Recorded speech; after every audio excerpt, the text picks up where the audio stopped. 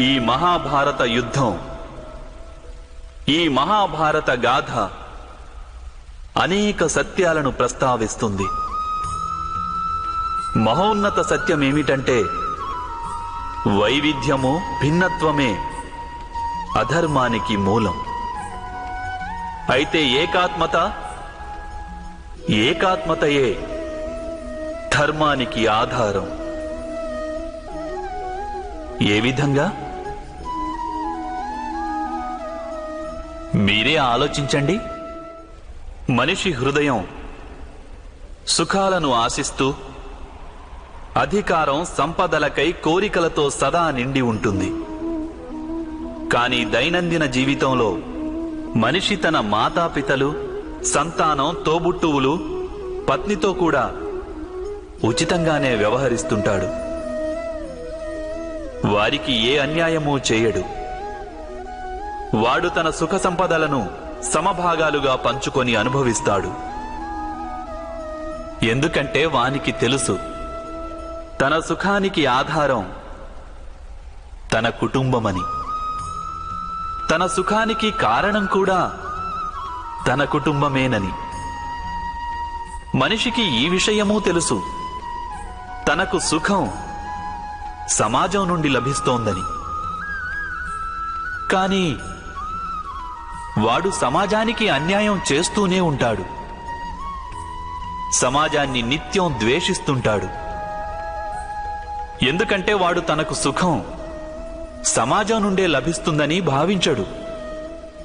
వాడు సమాజాన్ని సుఖానికి ఒక సాధనంగా భావిస్తాడు. భేదం ఏదైనా ఉంటే అది కారణంలో, సాధనంలో ఉంది. కాని మనిషికి ఎప్పుడైతే బోధపడుతుందో ఈ సకల సృష్టి పరమాత్మ స్వరూపమని, ప్రతి జీవి పరమాత్మలోని అంశయని, అంటే ఎవరు పరాయి వారు కారని, అందరూ మనవారేనని, ఈ చరాచర సృష్టి అంతా మనదేనని, మన కుటుంబంలోని వారేనని, అప్పుడు క్రోధానికి కారణమే మిగలదు. వాని సంఘర్షణలు, వాని వైరాలు, వాని ప్రతీకారం నశించిపోతాయి.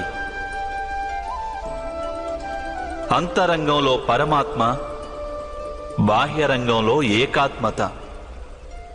ఇదే ధర్మం యొక్క మూల సిద్ధాంతం.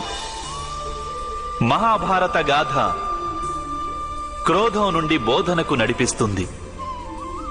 భిన్నత్వం నుండి ఏకాత్మత కేసి తీసుకువెళుతుంది. ఈ భూమిపై నివసిస్తున్న ప్రజలు ఎప్పటి వరకు ఈ మహాభారత గాథను తమ స్మృతులలో సజీవంగా నిలుపుకుంటారో అప్పటి వరకు ఇటువంటి విధ్వంసం మళ్లీ జరుగదు. ఎటువంటి శక్తి అయినా ఈ పుణ్యగాథా వస్త్రాలను హరించలేదు. ఈ యాత్రలో నాతో కలిసి పయనించిన వారిని నేను అభినందిస్తున్నాను. వారి హృదయంలో ధర్మానికి అంకురార్పణ జరిగింది. అక్కడ ధర్మ పుష్పాలు వికసించాయి. మీకు శుభం కలుగాలి, లోక కళ్యాణం జరగాలి. ఓం సహనా భవతు. సర్వేశ్వరుడు మనలను రక్షించుగాక. సహనౌ భునక్తు. మనమంతా కలిసి సుఖాలను పంచుకుందాం. సహవీర్యం కర్వావహే. పరస్పరం మనం లాభం కోసం పాటుపడదాం. తేజస్వి నావధీతమస్తు. మనందరి జీవితం తేజస్సుతో నిండిపోతుంది. మా విద్విషావహే. పరస్పరం ఏ ద్వేషం, ఈర్ష్య ఉండరాదు.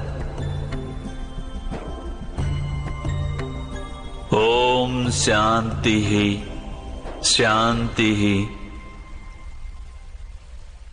శాంతి.